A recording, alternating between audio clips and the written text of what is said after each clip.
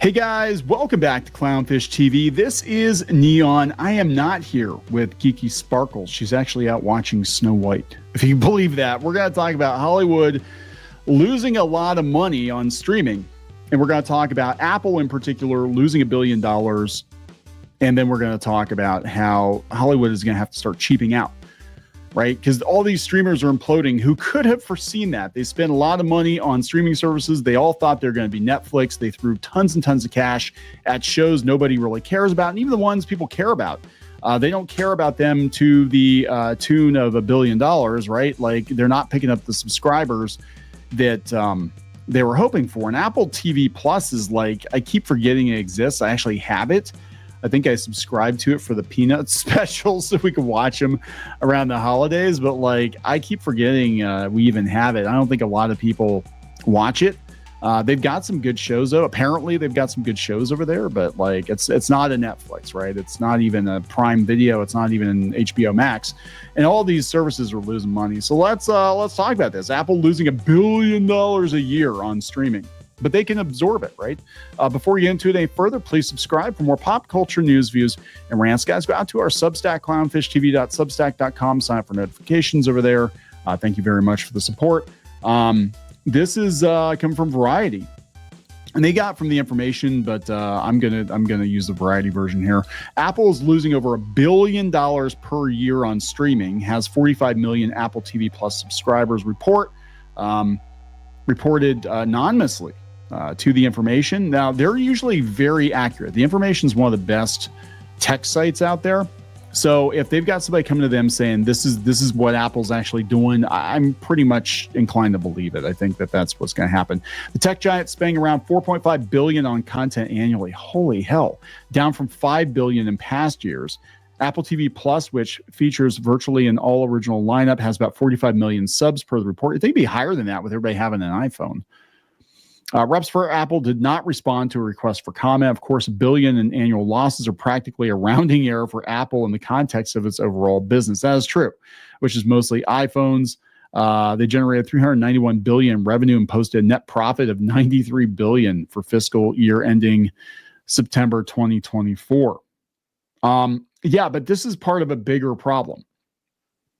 And this is Severance. I need to watch this. People said it was actually pretty good, Severance. Have you guys watched Severance? Is it good? But the bigger problem is that they can't sustain these streaming services. Disney in particular spent a ton of money on streaming. Paramount basically blew itself up, spending all kinds of money on streaming, on crap like the, remember the prequel to Grease, the Pink Ladies or whatever, with the diverse and inclusive pink ladies in the Midwest in the 1950s. Like, what the hell is up with that? So this is coming from the Hollywood Reporter. Studio profit report, lower costs are the name of the game. That's just it. And we talk about this in particular when it comes to animation, when it comes to expensive stuff, like Marvel and Star Wars. And, when it comes to unions, we've talked about the unions, and people don't like it when we talk about the unions. They don't think we're allowed to talk about the unions. But the reality is that unionized employees cost more. When you have, minimum staff requirements, it costs more. And they're going to look at that and they're going to be like, let's do more with less. They're going to be incentivized, and might be able to talk a little bit more about that. They're going to be incentivized to use AI. Disney's talking about that. Bob Iger just mentioned it again today, because it cuts costs, and they're trying to cut costs, right? Because they spent way too much. You cannot spend $180 million on a shitty Star Wars show and not get a return on that investment.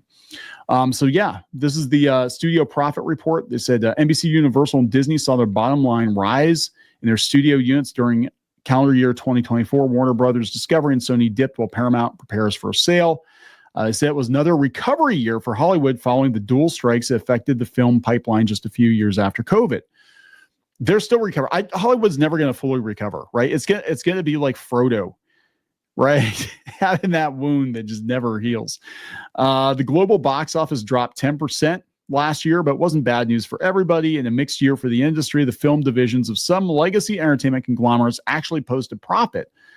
The Hollywood Reporter's annual studio profit report includes an educated look at Disney, even though it doesn't report figures for its filmed entertainment.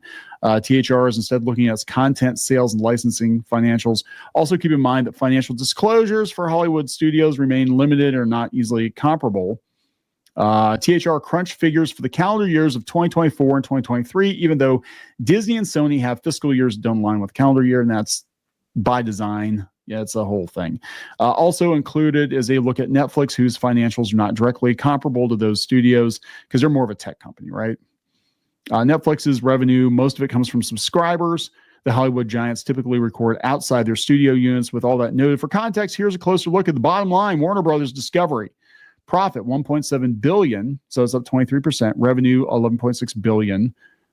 They didn't have blockbusters like Barbie or Dune. They had Dune Part 2, Godzilla and Kong, Beetlejuice. But this is so this is what you're going to see. A lot of their big hits, they're going to talk about movies that were cheap to make. Beetlejuice was not a super expensive movie. NBC Universal, $1.4 billion. Okay. They said their profit jumped 10% to $1.4 billion due to a decrease in costs and expenses driven by an 8.8% programming and production cost drop and a 6.1% decrease in marketing and promotion spending. Both driven by 22 releases. They had some pretty big ones, right? They had, Wicked did very well. And this year they have How to Train Your Dragon, the live action one, which I think is actually going to do very well. It doesn't look bad. It really doesn't look bad. And they're going to have another Wicked, and they're going to have another Jurassic World, which I don't really care about. And they sold off a bunch of their divisions, right? He said, well, we expect another strong theatrical and PVOD run. Studio profit growth will be impacted in 2025 by higher marketing expenses tied to a larger film slate and lower carryover from prior years because of strikes. Disney is actually cutting back, I think, in a lot of ways because they got burned. So I'm kind of going through the list here, and they have a bunch of the other studios. Paramount talking about lowering their costs. Netflix actually talking about lowering their costs. This is why a lot of these studios cancel stuff, because it's too damn expensive, right? You can't turn a profit, and they're going to look at some of these movies and be like, look, Godzilla -1, it was like a $25 million movie, and it made how much money? So you can actually make more profit. I mean, this is kind of like business 101, right? If your overhead's not as high, it doesn't take as much to turn a profit, whereas you have some big bloated Disney movie, it's $200 million, $300 million. You need to make like, $700 million to make any kind of profit for it. So I think we're going to see kind of a rollback, unfortunately, I think, to lower cost movies, kind of like the 70s and 80s. But hopefully, because I mean, some of the movies I've seen this year that I've enjoyed the most have actually been kind of low budget movies. I love The Monkey. I thought that was great. I think we're going to see more of that, but people are going to have to be, directors are going to have to be a lot more creative, and studios are going to be able to take more chances if the movies cost less. And part of how they're going to drive the cost down is AI and outsourcing. And the unions don't like that, not one bit. But I think it is a necessary reality given the financial situation that Hollywood finds itself in right now. So this was today. It was their annual shareholders meeting, Disney. We covered it earlier. Iger said that AI is going to be the most powerful technology the company has ever seen. He said the technology is already enabling our company to be more efficient, and we're only just beginning to deploy it for those purposes. He had a note of caution. Given the speed that it's developing, we're taking precautions to make sure of three things. One, our IP is being protected. Yeah, it's the most important thing to Disney. That's number one. That's incredibly important. Second, our creators are being respected. And lastly, our customers are being considered and valued, particularly as this technology emerges rapidly. Iger noted throughout the meeting that Disney has always embraced new technology and featured some of Disney's Imagineering tech, like the droids and stuff. Yeah, so we believe in the power and value and importance of human creativity. We also appreciate from over 100 years of experience that technology is an invaluable tool for artists, whether they're filmmakers or Imagineers. What is going to happen, and this is just across the board because of the cost of things and technology, getting better and better all the time, is there are going to be fewer people needed to make Hollywood productions. And a lot of those Hollywood productions might not actually be made in Hollywood. And they were already putting feelers out for that, right? They've been doing it, especially in animation. A lot of that stuff's being outsourced now. I mean, it is what it is, right? So there are going to be far fewer jobs in Hollywood because they have to make profit. And they've had so many freaking misfires over the last couple of years. And yeah, I think streaming was it. Like, they all thought they could be Netflix. And other than Disney, everybody else, including Apple, which has like infinite money, fell flat on their faces.